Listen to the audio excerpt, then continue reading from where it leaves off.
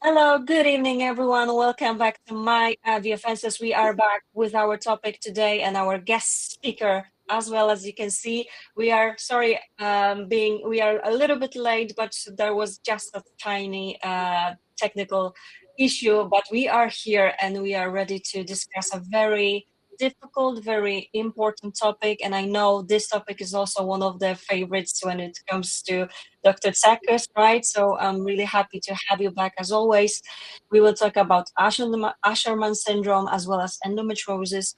So we have our best expert on this particular topic. Dr. Elias Tsakos is with us, as you can see. And just before we start, let me remind everyone that we will start with his presentation on our topic, but afterwards there will be time for your questions. So please remember to put those in the chat. It's all anonymous, and we are definitely eager to see your questions and eager to help you out as much as possible. As always, Dr. Tsakos, lovely to have you. How are you? Hope all is good. Hi, good evening, everyone. Apologies for the small hiccup. It's terribly hot here in Thessaloniki. It's almost 39 degrees Celsius, and everything is functioning with great difficulty. But I promise to reward you for waiting.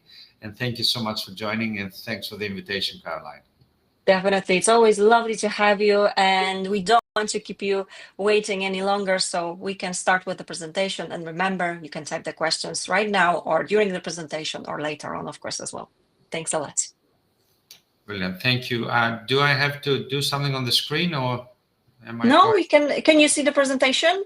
Yes, I can. Okay, that's wonderful. Okay, perfect. So you can move good the evening slides. again. This is my favorite topic, which is fertility surgery.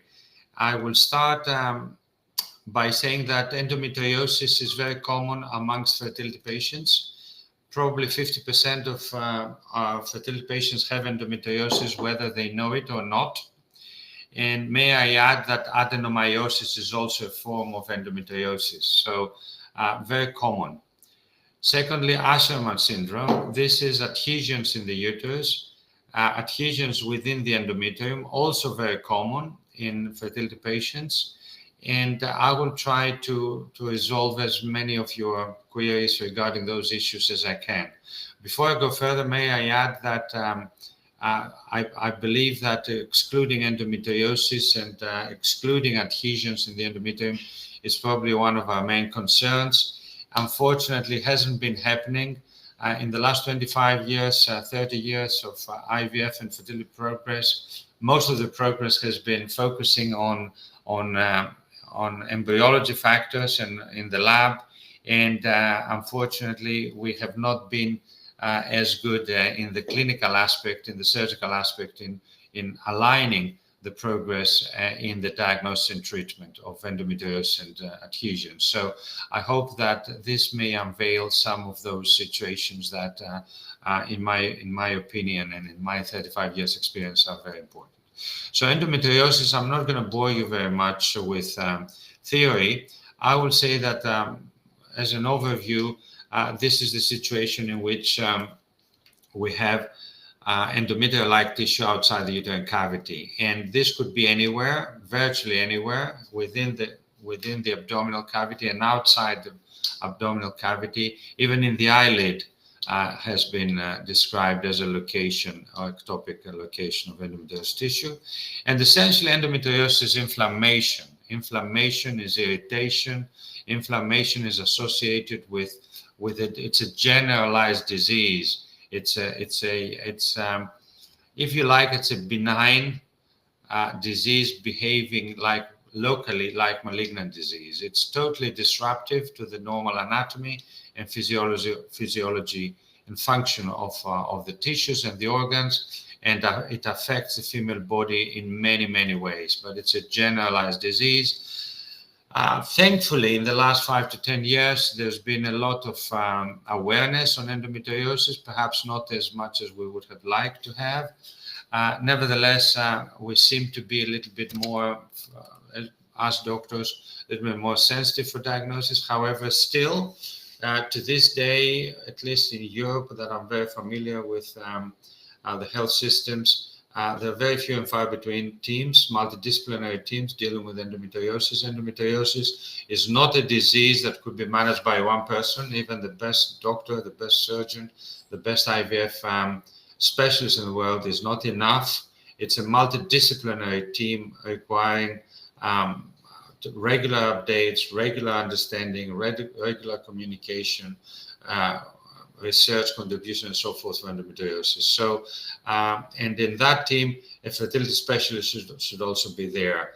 Now, medicine should be a balance between addressing various issues, and endometriosis, unfortunately, and patients with endometriosis have not been treated fairly, in my opinion, until now, even to this day. So I believe that it's part of my vision, if you like, to see well-established endometriosis centers throughout Europe, so that patients can be treated as a whole by a team. I mean, on my desk, I have a bunch of referring letters here from all over Europe and beyond. Patients have been labeled endometriosis patients just because they have one hemorrhagic cyst. They've been given treatment without really proper evaluation and diagnosis and proper counseling and proper education and so forth. So I think it's a little bit of a mess.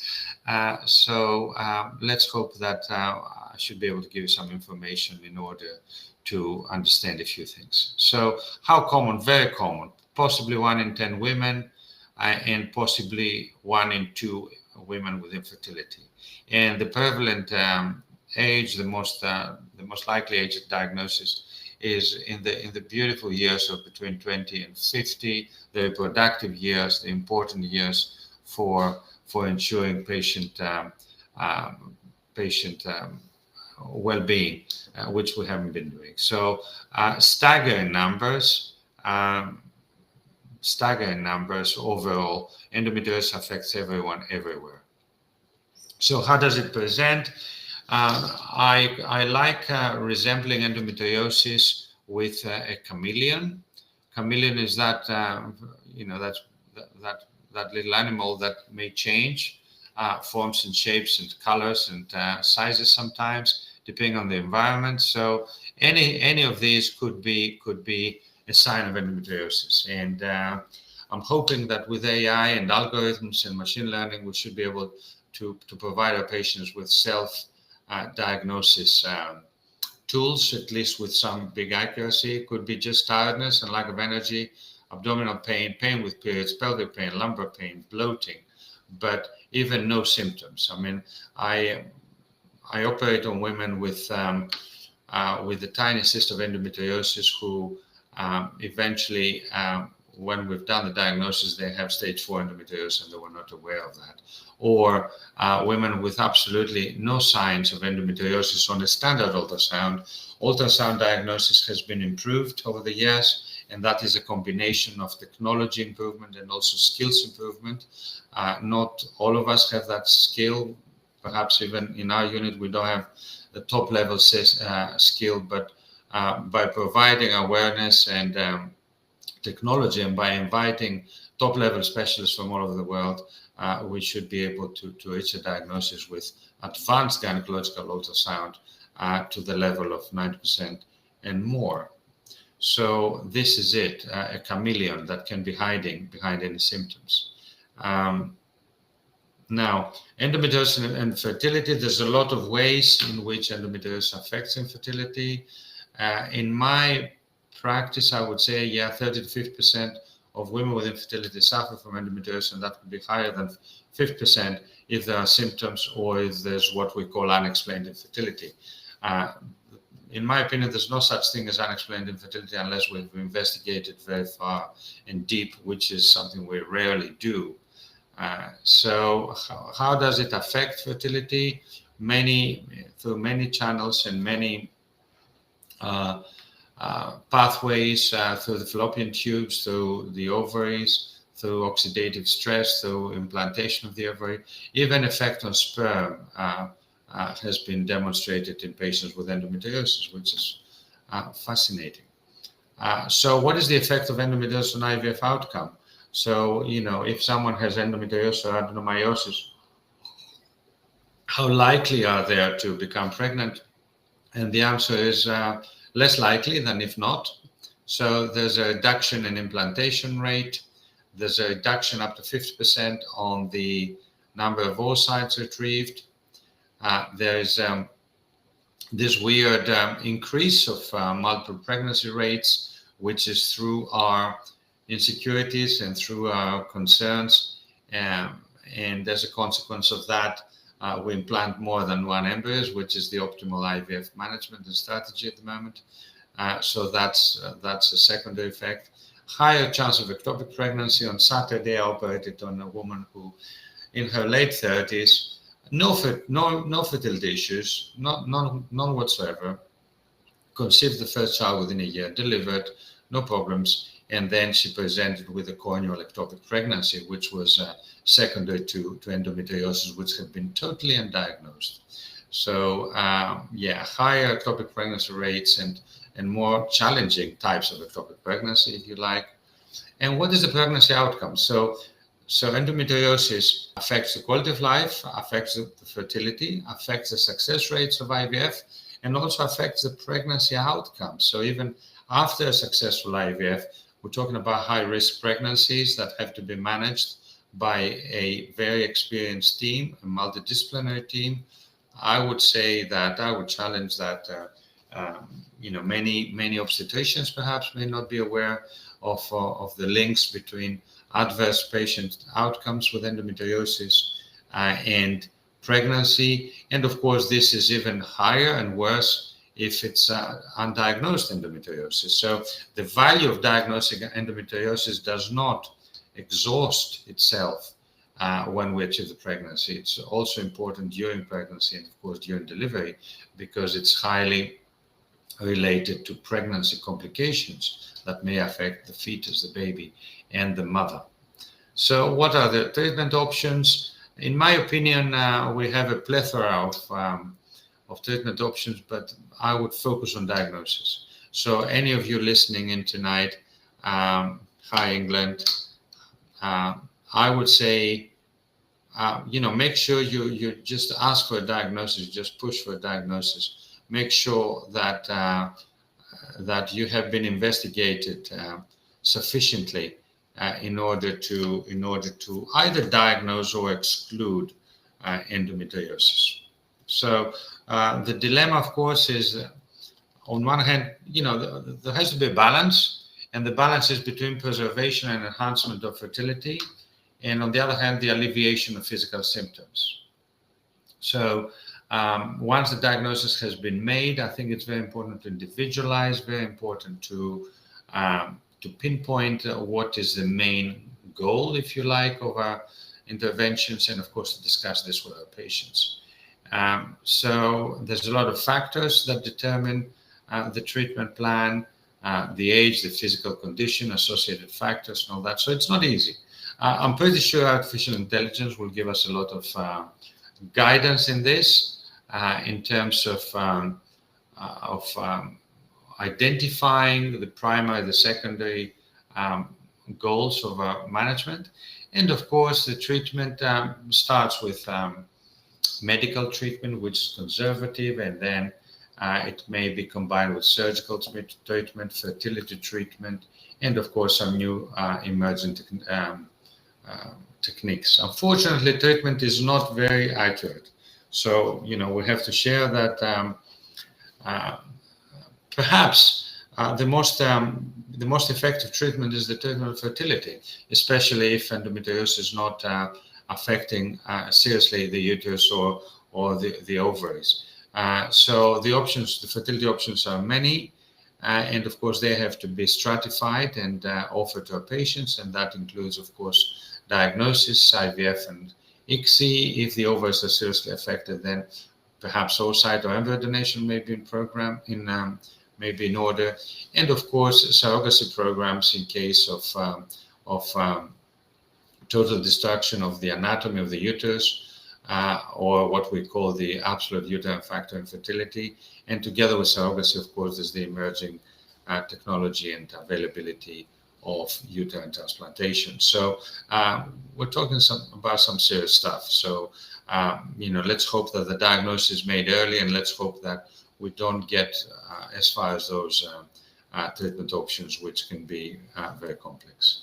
Surgical treatment, still a little bit of inconclusive evidence. Many of the surgeons, to be honest, despite the technical skill, despite the ability with the new technology to resect lesions, sometimes perhaps surgery is not the solution, and sometimes with regards to fertility may not be may not be a solution. So that has to be discussed. In my opinion, surgery has a place, but it's not one solution for every problem. And then the fact that we can do surgery doesn't mean that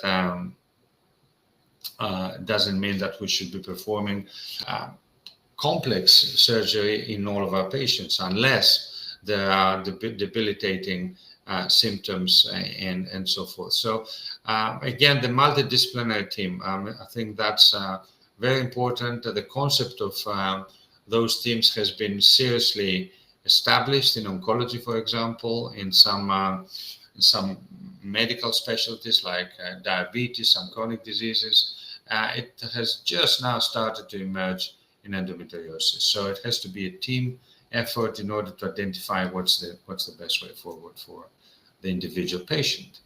Now, surgical treatment, in my opinion, robotic surgery has revolutionized the management of endometriosis, the intraoperative diagnosis together with intraoperative scanning possibilities, and of course the absolute accuracy in our surgical interventions and techniques, and this has been shown to increase the effect of fertility treatments. And this is the robot, the Da Vinci robot, which, to be honest, in the hands of experienced surgeons, has totally revolutionized the effects of surgery. Now, of course, like most innovations, innovation comes first and evidence comes after. So evidence is emerging. It's not fully conclusive yet, but I have no doubts that this will prevail as the method of choice, as the gold standard for endometriosis surgery. Now, I will talk a little bit about adhesions, Asherman syndrome. It's not totally unconnected. So many times this inflammation of endometriosis may also affect, of course, the uterus, the uterine wall through adenomyosis, and with various mechanisms also the endometrium. This is it. This is the holy grail of implantation, if you like, the endometrium. This is a very fine piece of tissue that is absolutely vital for implantation. This is a tissue that ages, just like we do, just like the rest of us. This is a tissue that may be affected by various factors, even either intrinsic factors from within the body or extrinsic factors as it communicates through the cervix with the vagina and the outside world. The endometrium is a very sensitive organ. It's that part of the uterus which is absolutely vital for implantation. There's a number of factors that may affect it, and there's a number of expressions of this effect. Thankfully, there's a very easy way to look inside, which is the hysteroscopy.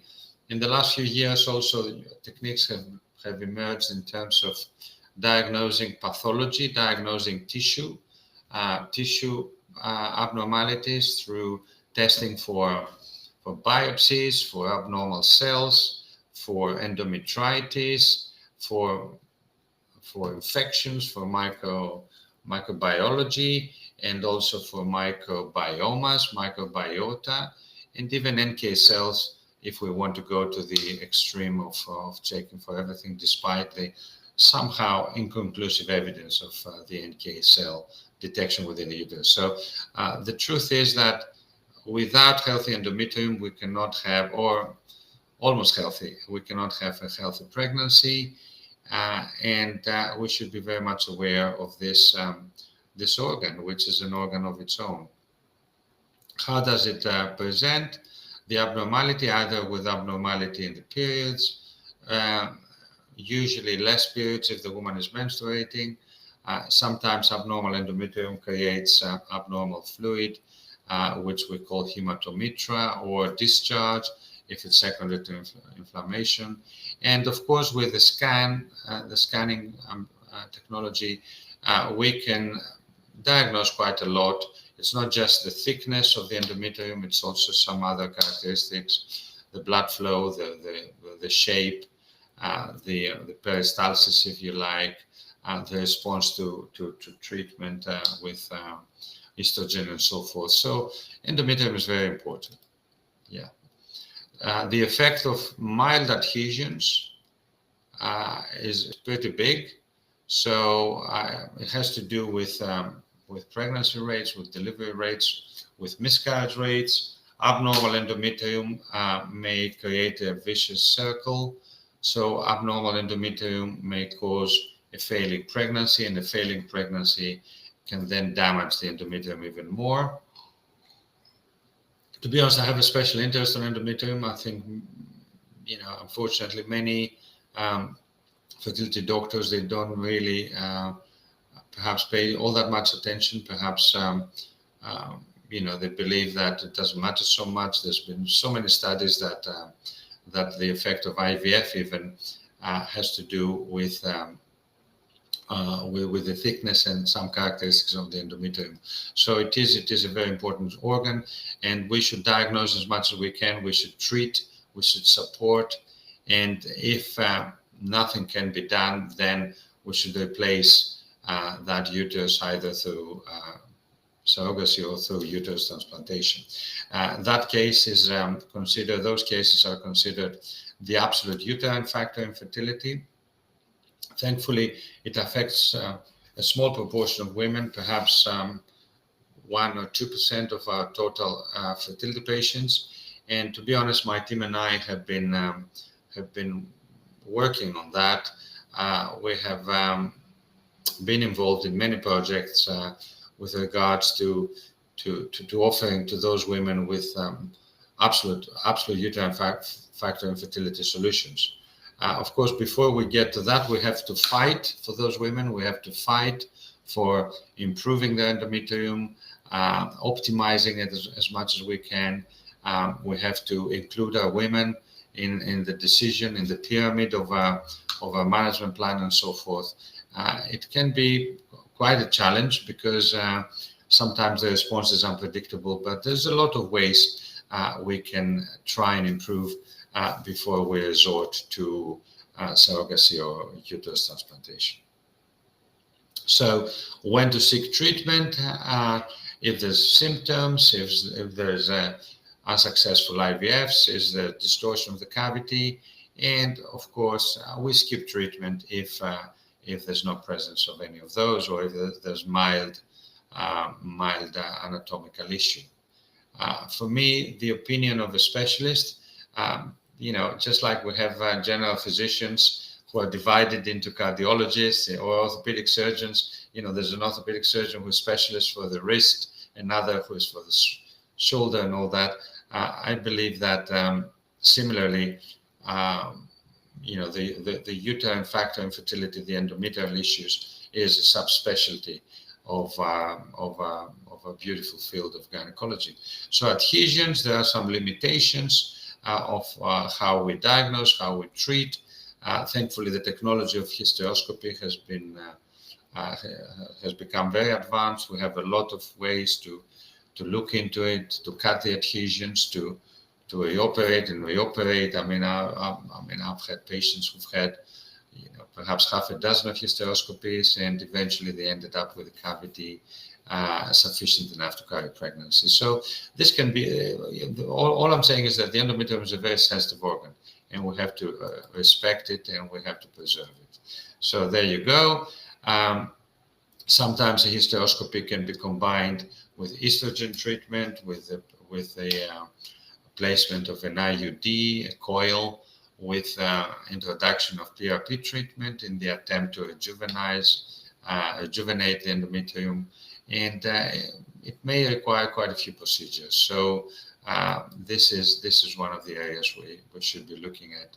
In my opinion, there's a lot of areas of unmet research needs, and I'm looking forward to more evidence emerging from various scientific teams. I can very proudly share that one of our fertility consultants now is starting a PhD on the endometrium diagnosis through microbiome testing, through endometritis testing. I mean, until now, we were doing biopsies. We didn't know if that was inflammatory or not, or we didn't have the markers to measure it and all that. So I think there's more good news coming out. So watch the space. I believe we should be able to improve the endometrium of our women. And of course, one of the methods is the PRP infusion. Now, in the last couple of years, there's been fairly good quality evidence that in the endometrium it may be helpful. And actually, even the European Society of Human Reproduction, ESHRE, has incorporated a study day on PRP, which is your own body's biological fluid, which, if injected there, either flushed or injected through a needle under the mucosa, may improve the quality of the endometrium and hence the quality of the pregnancy. So there's a lot of options. Check out the space. It's not the end of the road, but there's still a lot of options in that sense. Now, I would like to share a very proud moment of our clinic, and I would like to thank once again the European Fertility Society for those awards in Paris last month. We were humbled and surprised to receive 2 awards: the top fertility doctor and the best fertility care clinic. This for us is not the end; it's just the beginning, if you like, of a new era and a new period of responsibility and sharing the fight to improve women's lives through fertility treatments. Thank you very much. Thank you for listening. The take-home messages: endometriosis, very common, very significant impact, negative impact on IVF, negative impact on pregnancy, has to be diagnosed. Look hard, look far, look deep to diagnose your endometriosis, especially if it's unexplained infertility, especially if it's unexplained recurrent implantation failures. The endometrium: preserve your endometrium, diagnose if you have any adhesions. If it's mild to moderate, I'm very confident that it can be treated sufficiently with straightforward and evidence-based techniques. If it's more complex, then it becomes more challenging. And if everything fails, then surrogacy and uterus transplantation may be the way forward. Some references that I would like you to copy. If you like, take a screenshot. And this is the end of my presentation. I'm very happy to take questions. This is my team. They always back me up when I do those webinars. They work very hard, A, to support in the clinical aspect, and B, to get all the latest evidence. So thank you so much, team. And I'm open to questions. Thank you.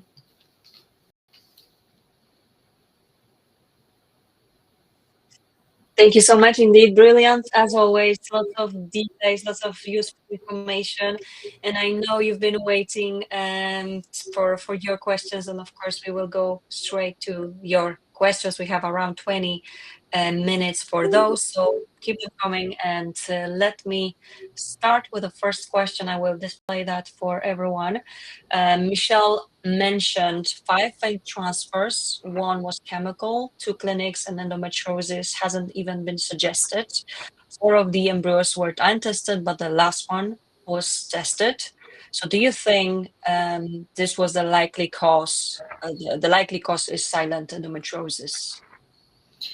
I don't know is the answer. I mean, could be, but it depends on many factors.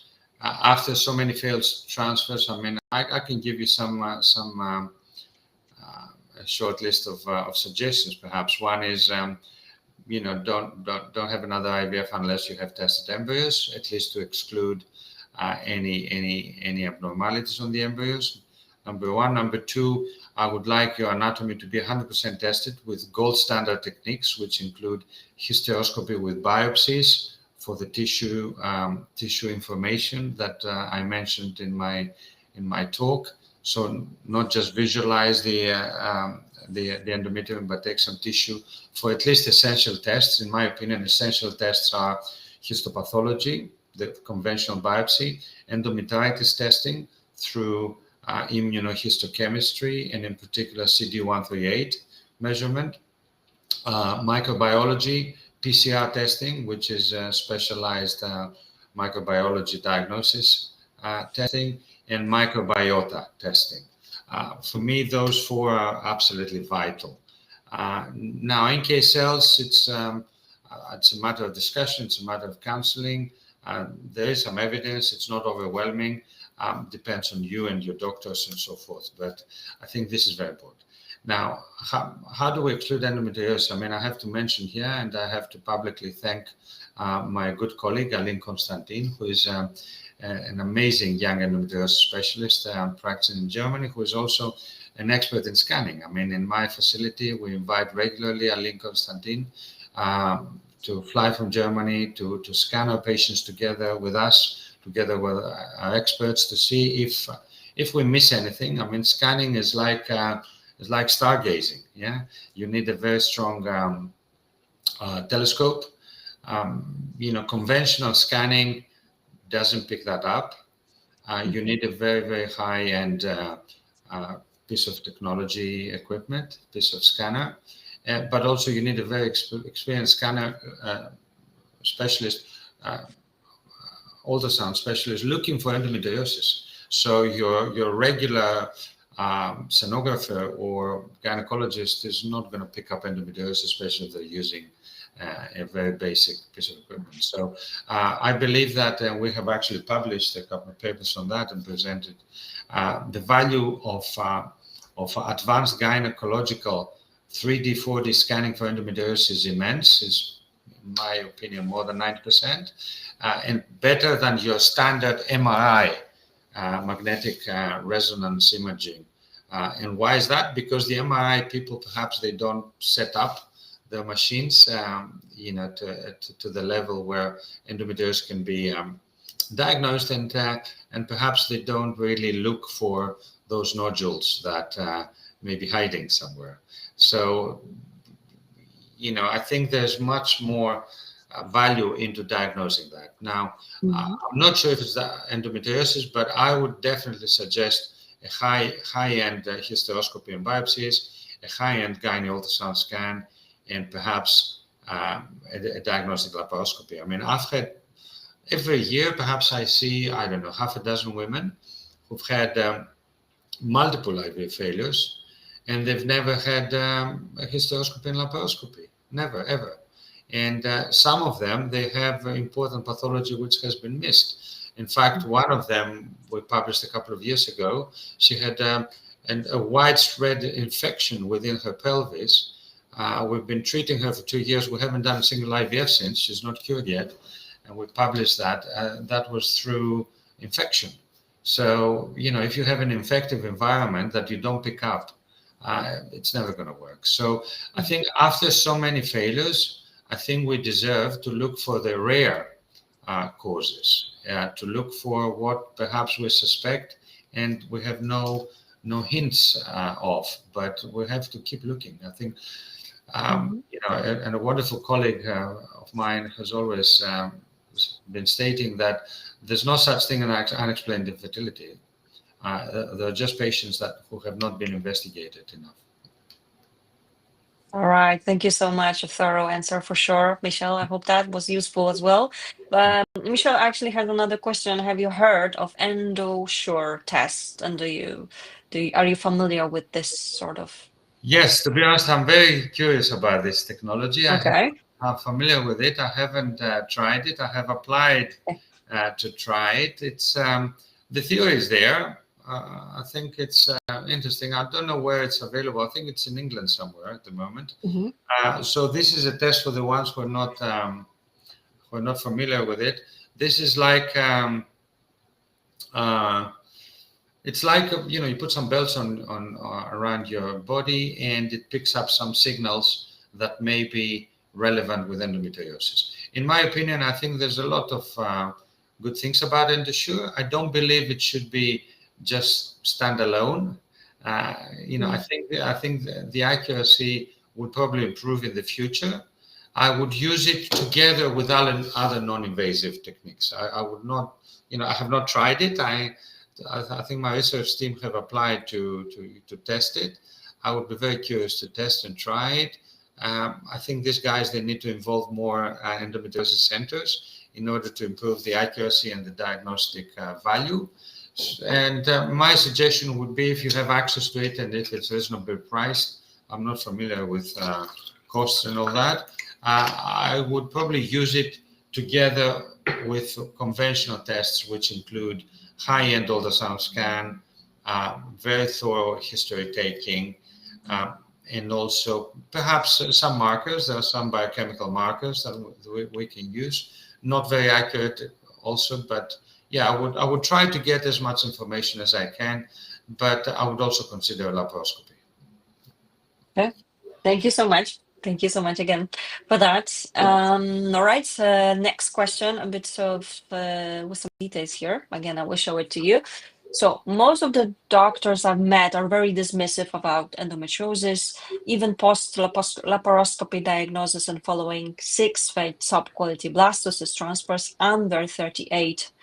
And they don't seem to think it needs anything more than just repeating IVF treatment with standard protocols. So do you recommend any particular special measures for frozen embryo transfer protocol?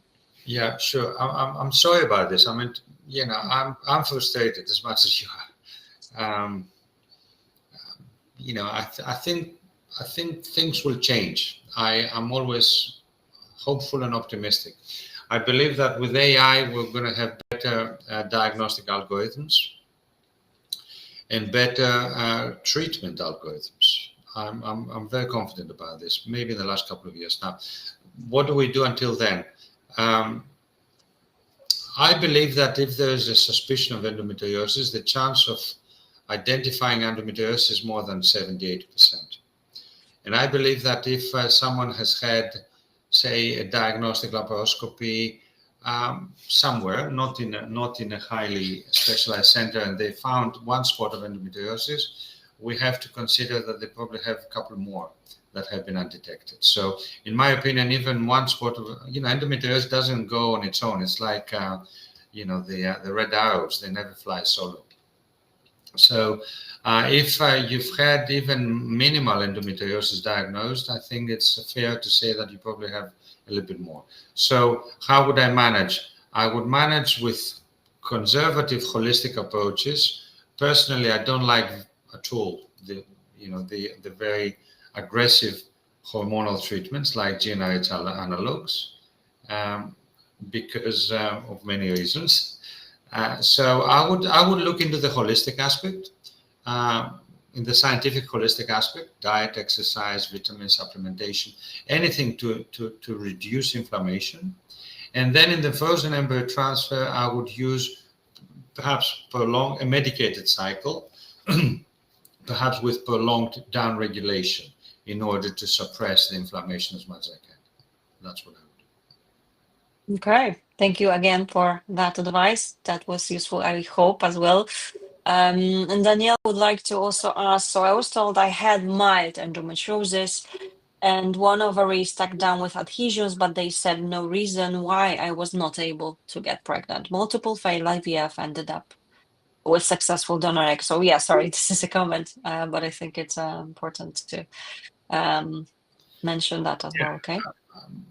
The thing is that endometriosis may not be visible. Endometriosis effect may also not be visible. So it doesn't necessarily, it's not necessarily associated with adhesions. It's not necessarily associated with lumps and cysts, but if it's there, it's there. And there's a lot of mechanisms, as I mentioned in the slides, and feel free to use them. There's a lot of mechanisms that we don't understand 100%, may have an effect on IVF success. I think we have to take this for granted. It's been thoroughly studied. We know that. So even with donor eggs, for example, with donor eggs, what do? We take out of the equation the effect of endometriosis on the quality of the eggs. That's it. That's all we do. But the equation has other hazards as well. It has the endometrium. It has the possibility of adenomyosis. I mean, the chance of having adenomyosis is more than 50% if you have endometriosis. Inflammation effect, which could be exerted by various mechanisms and so forth. Please keep the holistic endometriosis management. Diet, exercise, anti-inflammatory measures, supplementation. There's some good non-hormonal measures there. I think we have to optimize a little bit of everything. Just like in cancer treatment, it's not just the chemotherapy, it's not just the surgery, it's not just the radiotherapy, it's all combined together with vitamin supplementation, with lifestyle, with perhaps yoga, with anti-stress management, and so forth. So endometriosis is a generalized disease. It's, like diabetes. I mean, diabetes, it doesn't just affect the glucose, it affects the whole body. From the vision to the kidneys to everything. I think the same applies with endometriosis. And the mechanism, just similarly with diabetes, perhaps the mechanism, the main mechanism is this slightly higher or even higher levels of glucose and perhaps the push of the insulin into the blood. This is the main disruption. And the main disruption in endometriosis is the inflammation and the circulation of inflammatory factors throughout the body. Okay, thank you. Thank you again for that. Next question, we did discuss this before, actually. The question is, do you use endometrial PRP in thin lining cases during the actual frozen embryo cycle? And how many treatments are usually needed? Had normal hysteroscopy with experienced gynecologist. Lining struggles to get more than 6.9 millimeters, though. Does always look trilaminar. Hoping to use PRP in my 7th transfer to help with thin lining and repeated implantation failures. Okay, I mean, again, PRP, to be honest, it took me 10 years to be convinced about PRP. And eventually the tipping point was this courageous, amazing London patient who actually I referred to other units, and she came back saying that she wasn't happy and she wanted us to do it, and we did it for her. She was, there's always someone. So I'm very grateful to this someone. She hasn't been successful yet, I must say. So PRP is like, I don't know, it's like the Coca-Cola recipe. Unfortunately, it's not standardized. So and this is the reason why the evidence is not very solid, because everyone is doing different protocols. Everyone is using different techniques. Virtually nobody checks what they're giving. I'm not hinting anything, but I would challenge any of you. I mean, I can recognize some very familiar names and actually some amazing people on the audience. I will not mention your names, but thank you so much for your for listening in. So I challenge the PRP doctors. Ask them to give you a report of what they're injecting. Nine out of 10 wouldn't know. So this is a very standard measure. For example, we do the preparation, but what is the actual density of the stuff we're injecting? Most people don't know. So I'm very cautious about PRP. I'm sorry it's not standardized. I believe it will be. We've been using it for 2 years. I think we're getting better. We're not perfect. We discuss with We collaborate with some top guys in the world who have pioneered PRP treatments. PRP is only on the base of the pyramid. It's the very standard stuff. You know, if I want to speak in terms of antibiotics, it's probably your penicillin. So there's a lot of progress that is going to happen. I believe it has to be standardized. I believe it has to be a certain density of platelets, definitely over 800,000 per ml. There's various techniques depending on what we're treating. I don't think that all thin endometriomes or all endometrial factors are the same. Could be focal endometritis, for example. You know, okay, let me give you my protocol very quickly in 1 minute. Okay, I have a suspicion about endometrium, either because I'm using top quality donor eggs or donor embryos, or top quality blastocysts that I have done PGTA on. I have standardized the technique. You know, remember, each one of us, each doctor in each unit, we have our own success rates when we do our embryo transfer. It's not the same. It has to do with how many years of experience, the technique, and all that. We all know that within our unit. So there's a lot of factors. You know, the protocol. How do we standardize the protocol?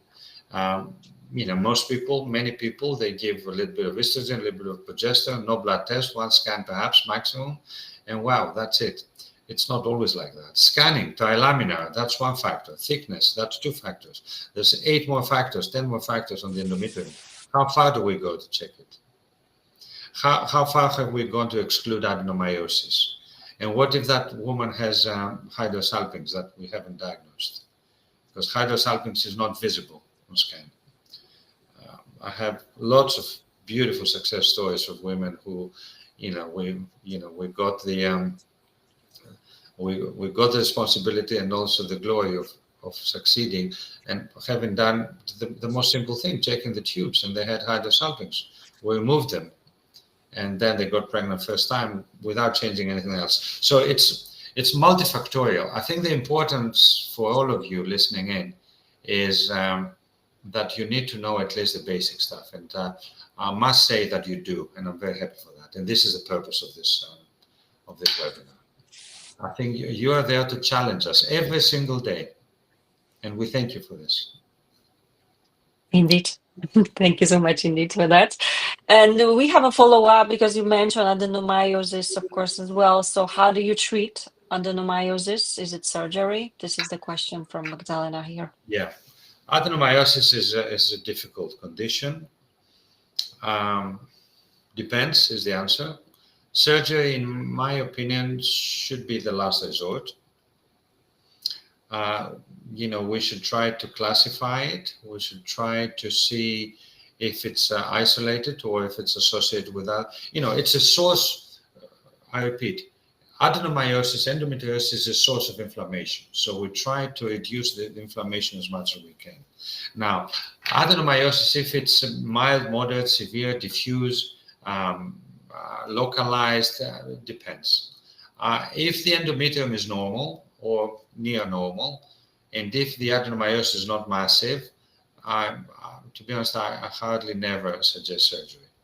Surgery can be challenging, can be complex, can be complicated, doesn't guarantee success. It leaves a scar to the uterus, and of course, it may lead to complications in pregnancy. Yes, we do it if we have to. If we have to do surgery, in my opinion, the robot, I have some amazing colleagues, endometriosis surgeons, who have stopped doing laparoscopy altogether because they feel that they're not doing justice to the patients. I'm not one of them yet, but perhaps I will become in the next few years. I mean, the robot has revolutionized the ability of the surgeon to treat endometriosis and adenomyosis. And, there's no, in my opinion, perhaps, it's not the time yet to replace, perhaps because of the cost, perhaps because of the lack of skills in many departments, perhaps because of the evidence, the strict scientific evidence, which is not out yet, but it's coming out. But I believe in the next 2 to 3 years, robotic surgery would be just like hysteroscopy versus DNC. It will replace totally laparoscopic surgery because the level of accuracy, the level of safety, the level of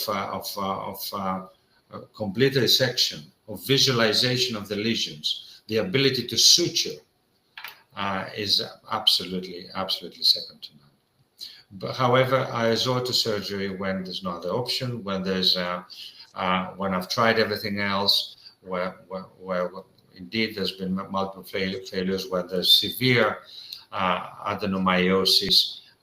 Definitely, if it's localized and it looks some fibroids. I mean, sometimes we end up operating on adenomyosis by accident because we think it's fibroid, and it's eventually adenomyosis, or it's adenomyosis and fibroid together. Because they can coincide. It can be very, very.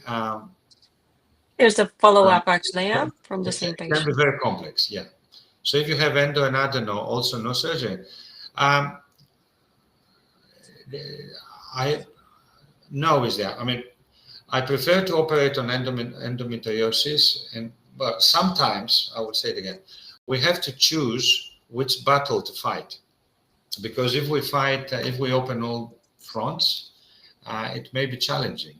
So, generally the uterus, I prefer not to operate if it's mild adenomyosis or even moderate, and if the endometrium is normal. That's my general approach, because medical management, and if we divide the cycle into egg collection and then embryo transfer, can be very effective. If it's diffuse endometriosis, adenomyosis, what do you operate? I mean, if the whole of the wall is abnormal, what do you operate? What do you leave behind? It's not that easy. Generally, I believe there's a balance. I think we have to hold. The better surgeon you are, the more aggressive you are. But then if you become an excellent surgeon, you're more conservative. So I think that's the approach. All right. Thank you so much once again, of course. And there's a thank you from our patients as well. Next question, an interesting question as well. Perhaps you can have a look. How did Susan Sarandon have 2 babies at 42 and 45, respectively, with endometriosis and without using IVF? Any advice? Anything you can add here? No idea. She's not my patient. And to be honest, even if she were, I wouldn't share. But I think I don't know is the answer.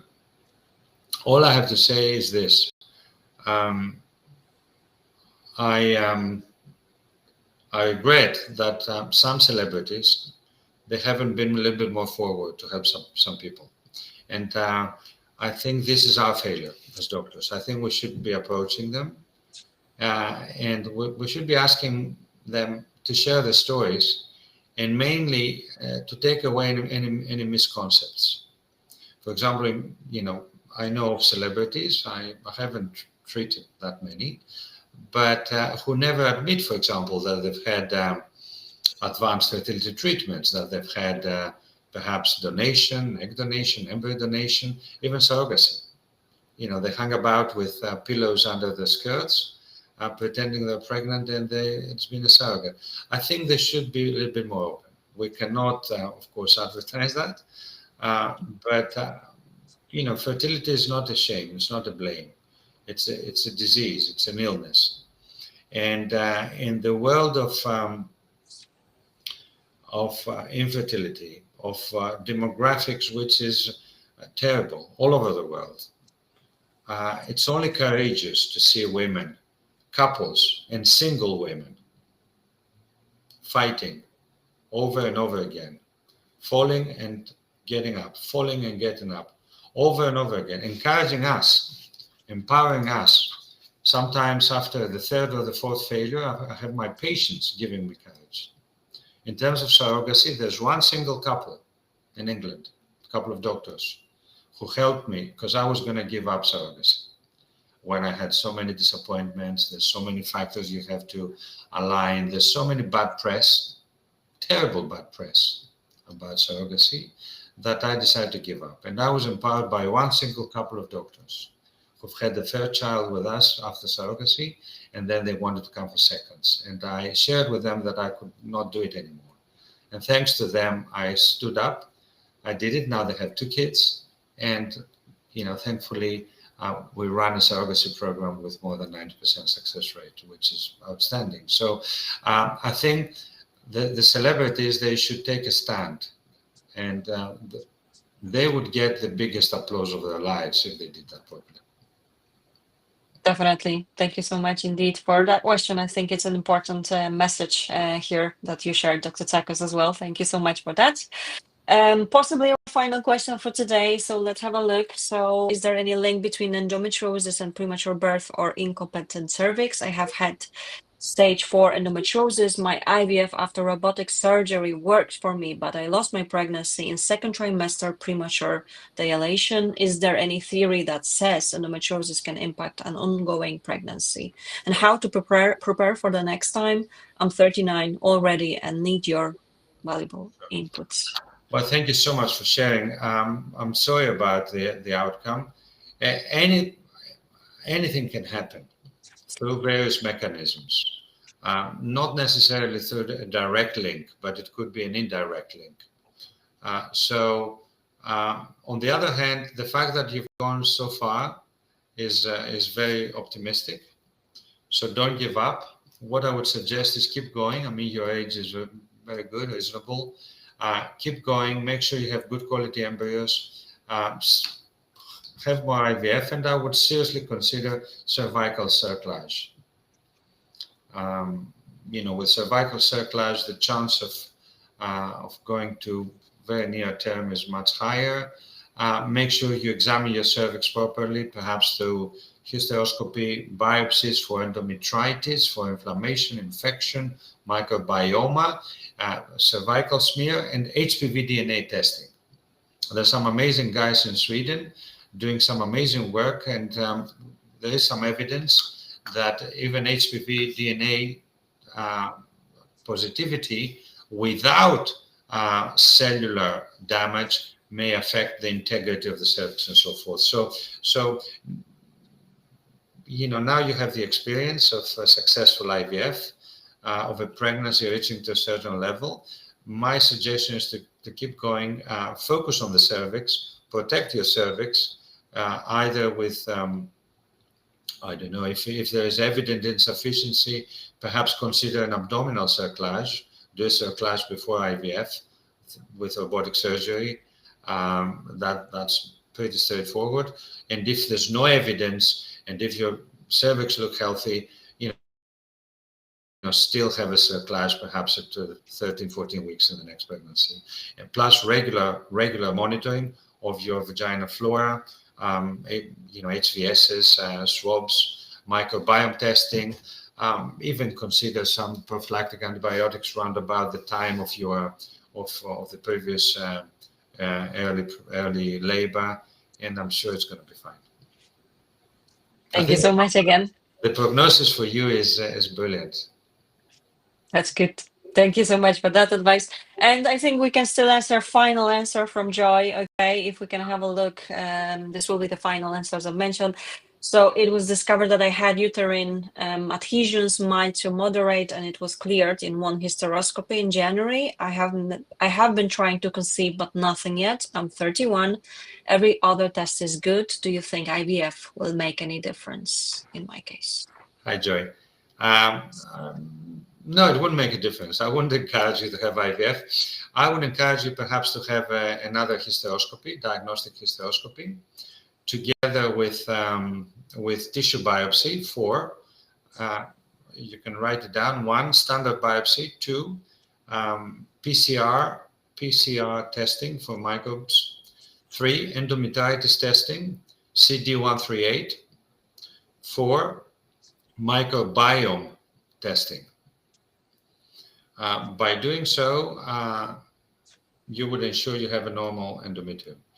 And because endometrial adhesions may be associated with tubal pathology of the tubes, and because you're trying naturally, and I would encourage you to try naturally at 31, have an HSG, some sort of tubal assessment. The gold standard is a laparoscopy.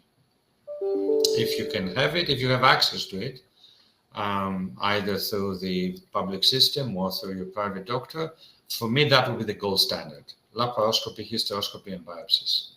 That would give us 100% of the diagnosis. If you don't have access to laparoscopy, the second best option is a hysterosalpingogram, either with high resolution ultrasound scan called high FOSI with foam. Foam is better than saline. We have published, we have presented at Asherman a big study a couple of years ago. And if you don't have access to a high level, high FOSI testing with 3D ultrasound scan, then even a conventional X-ray would be okay, would give us 80 to 85% accuracy if you want to avoid the laparoscopy for some reason. And I would foresee that, in the next webinar, you'll be pregnant. But also remember that high FOSI, we've also published that. If you write on Google or on ChatGPT, Tsakos high FOSI, we published a case in which the woman, like you, more or less, she got pregnant in the same cycle, naturally. We did a high FOSI on day 7. She conceived on day 15. She delivered 9 months later. So high FOSI may also be facilitating natural conception. So I would be very happy and very optimistic for you, Joy. I don't think you need IVF, to be honest, at this stage. Okay. That sounds great. Thank you so much indeed for yet another amazing advice. Sounds good. I do hope that you found it useful. As I mentioned, was our final question. But thank you everyone for your questions, for being here. I do believe it was very, very informative. As always, Dr. Tsakos, thank you. And of course, remember, if you would like to get in touch with Dr. Tsakos and his team at Embryoclinic, you can get in touch with me, Director of Dr. Tsakos and his team, of course. I'm sure they will be happy to help you out. Dr. Tsakos, any final words before we finish? As always, it's been great to have you. Thank you very much for the invitation. I'm very privileged to be part of this community. It's 10 minutes after 10 in Greece. It's Thessaloniki is boiling. The city is empty. Everyone is on holiday. But I feel very privileged to be able to share my experience, my thoughts, my approach, my team's approach. I'm also very privileged because I collaborate with the brightest and the best in the world. I mean, I had one of my aunties, she's in her 90s, asking me how do I find the energy? And I say that I steal it. I nick it from the best doctors in the world, the best people, societies like the European Fertility Society, and mostly from my patients. Thank you. I'm grateful. Thank you. Thank you so much indeed. As always, it's been great. And I'm really looking forward to some more events. And of course, Dr. Tsakos will be back with some more events, so stay tuned. And thanks everyone, of course. Remember, we will be back actually also tomorrow. We will talk about recurrent miscarriages. So if this is something you would like to ask about as well, join us tomorrow at 7 p.m. London time. And Dr. Tsakos, thank you so much. We will see each other quite soon as well. So now have a lovely evening, and everyone, hope to see you back here quite soon as well. Take care, everyone. Bye. Thank you. Bye-bye. Bye.